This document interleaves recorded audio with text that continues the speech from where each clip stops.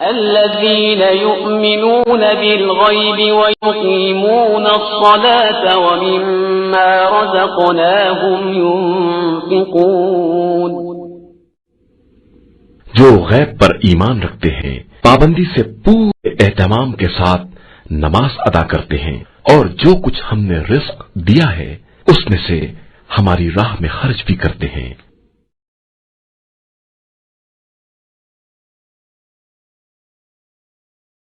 بسم اللہ الرحمن الرحیم. الحمدللہ رب العالمین وصلی اللہ علی محمد وآلہ الطاہرین. موضوع گفتگو ہبہ یعنی تحفہ. تحفے کی ڈیفینیشن کی ضرورت نہیں ہے، کیونکہ تحفہ یا گفٹ بہت زیادہ واضح سی چیز ہے. تحفہ دینے والے کی اور لینے والے کی شرائط ہیں.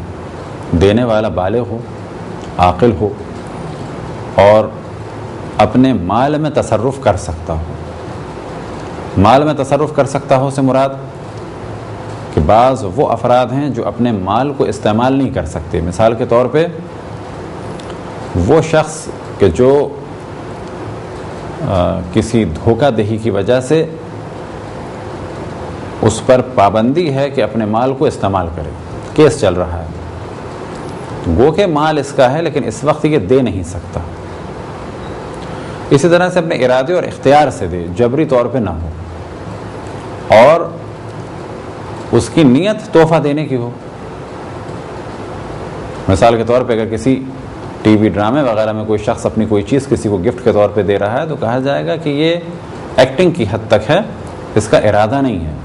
وہ کہ اس نے اپنے ہاتھ سے یہ چیز دی، اپنی زبان سے یہ کہا کہ میں تمہیں یہ چیز دیتا ہوں، لیکن یہ سب کچھ ایک ایکٹنگ کی حد تک ہے. در حقیقت وہ اپنی چیز دے نہیں رہا ہے.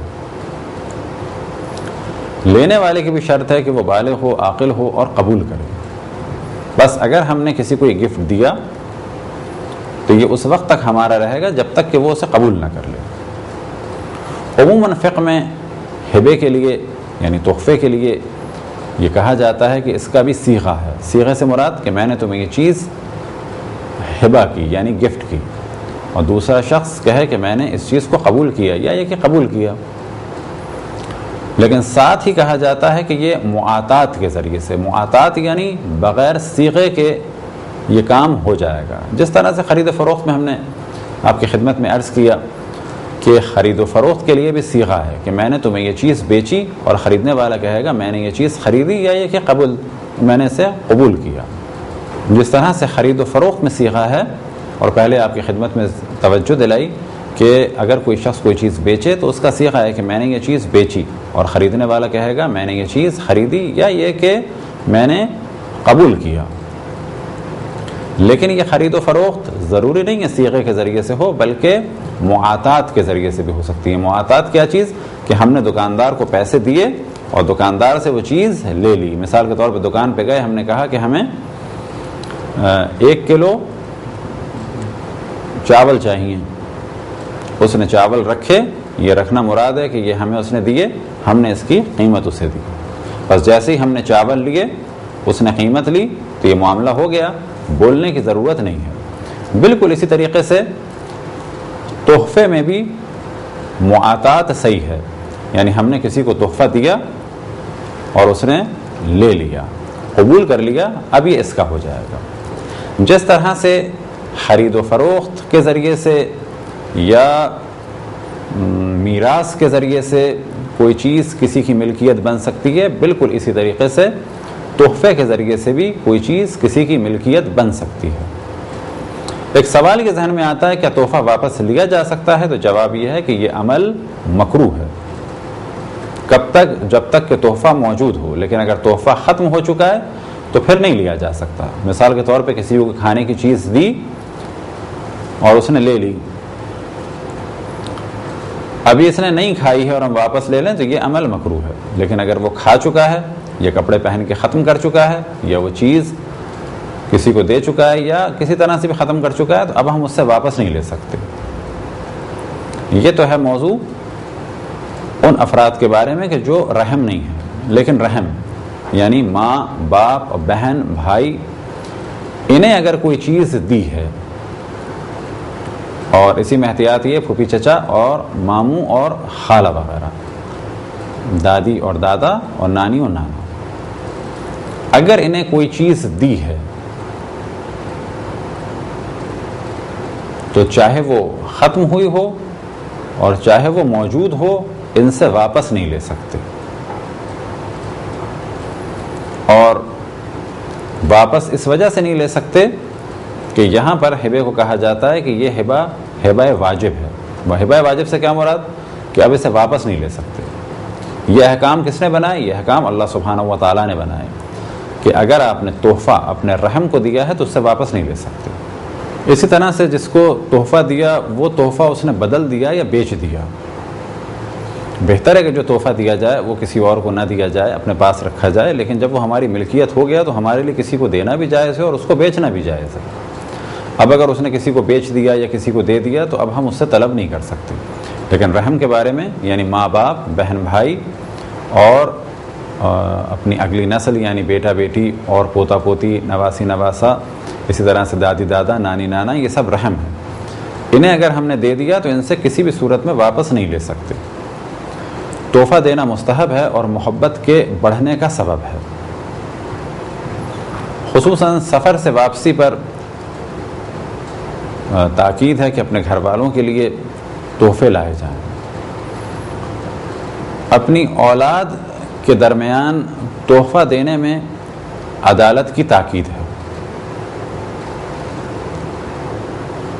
لیکن یہ عدالت بعض دفعہ مال کے برابر ہونے میں ہے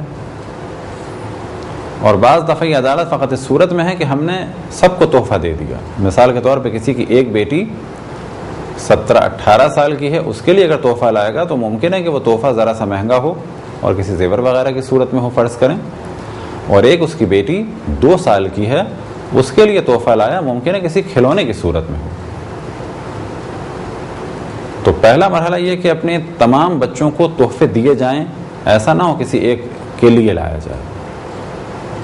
اگر کسی ایک کے لیے لائے تو یہ عمل قابل پسند نہیں ہے، اس کو اسلام نے پسند نہیں کیا، بلکہ کیا ہے کہ سب کے لیے لایا جائے. اب اگر یہ سب کے سب برابر عمروں کے ہیں تو اب تحفے کی قیمت میں بھی عدالت ہو.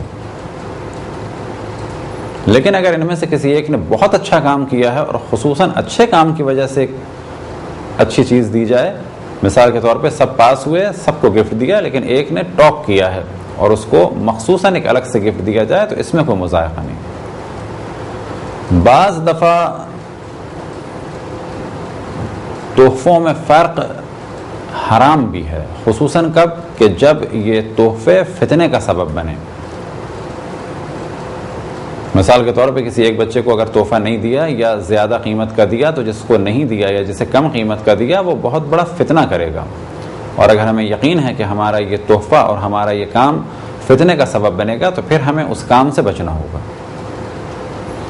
تحفے کے لیے ہم نے عرض کیا کہ جس کو تحفہ دیا جا رہا ہے جب تک وہ قبول نہیں کرے گا اس وقت تک یہ ہمارا رہے گا. بس فرض کریں کہ ہم نے کسی کو تحفہ بائی پوسٹ بھیجا اور وہ اس کے پاس نہیں پہنچا، اب وہ ہمیں 1-1.5 مہینے کے بعد واپس مل گیا، تو یہ اب تک یہ ہماری ملکیت میں تھا، ابھی نکلا نہیں تھا کیونکہ اس نے ابھی تک اسے قبول نہیں کیا ہے. یا یہ کہ اس نے ریسیو کرنے سے منع کر دیا تو اس کا مطلب ہے کہ یہ اس نے قبول نہیں کیا. اس کی ملکیت میں جب جائے گا کہ جب وہ اسے قبول کرے گا. اس چیز کا نتیجہ اور جگہ بھی ظاہر ہوتا ہے کہ تحفہ قبول کیا جائے گا تو اس کی ملکیت میں آئے گا. بس فرض کریں کہ ہم نے کسی کو تحفہ دیا اور تحفہ دینے کے بعد جس شخص کو ہم نے تحفہ دیا تھا وہ مر گیا. اگر اس نے اپنی زندگی میں تحفہ قبول کر لیا تھا تو یہ تحفہ اب اس کی نسل میں آگے جائے گا، لیکن اگر وہ قبول کرنے سے پہلے مر گیا تو یہ پلٹ آئے گا ہمارے پاس. اسی طریقے سے اگر ہم نے کسی کو تحفہ دیا اور ہم مر گئے اور جس شخص کو دیا تھا اس نے قبول نہیں کیا تھا اب تک، تو کیونکہ اس نے اب تک قبول نہیں کیا ہے تو یہ اب تک ہمارا مانا جائے گا اور یہ پلٹ آئے گا واپس ہماری نسل کی ملکیت میں، یعنی وراثت میں چلا جائے گا۔ تحفے کی ایک قسم ہے وہ ہے ہبہ معوضہ، یعنی تحفے کے بدلے دیا جائے۔ مثال کے طور پہ ہم کسی سے کہیں کہ میں یہ چیز تمہیں تحفے کے طور پہ دیتا ہوں اور تم مجھے وہ اپنی چیز تحفے کے طور پہ دو۔ اگر یہاں پر ان چیزوں کو ہم نے تحفے کے طور پہ ایک دوسرے کو دیا ہے تو یہاں بھی اب حق نہیں ہے کہ ہم واپس لیں۔ اگر وہ خوشی سے واپس دے دے تو الگ موضوع ہے، لیکن ہم طلب نہیں کر سکتے۔ ہم تحفے کے لیے ایک شرط یہ ہے کہ جو چیز تحفے کے طور پہ دی جا رہی ہے وہ ہماری اپنی ہو۔ بس اگر ہم نے کسی کو کسی اور کی چیز تحفے میں دے دی تو یہ کام ہمارے لیے جائز نہیں ہے۔ یعنی کسی کی چیز کسی شخص نے چوری کی اور کسی شخص کو تحفے کے طور پہ دے دی، اب وہ جس کا مال ہے وہ چور سے بھی لے سکتا ہے، اور اگر وہ چور کے ہاتھوں سے کسی اور ہاتھ تک پہنچ چکا ہے تو وہ اپنا مال اس سے بھی لے سکتا ہے۔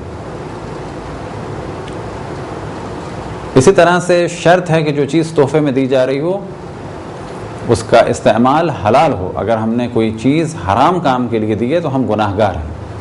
اب ایک سوال یہ ذہن میں آ سکتا ہے کہ ہم نے توجہ دلائی تھی کہ رحم سے تحفہ واپس نہیں لیا جا سکتا، تو اگر بیوی شوہر کو تحفہ دے یا شوہر بیوی کو تحفہ دے تو کیا واپس لیا جا سکتا ہے؟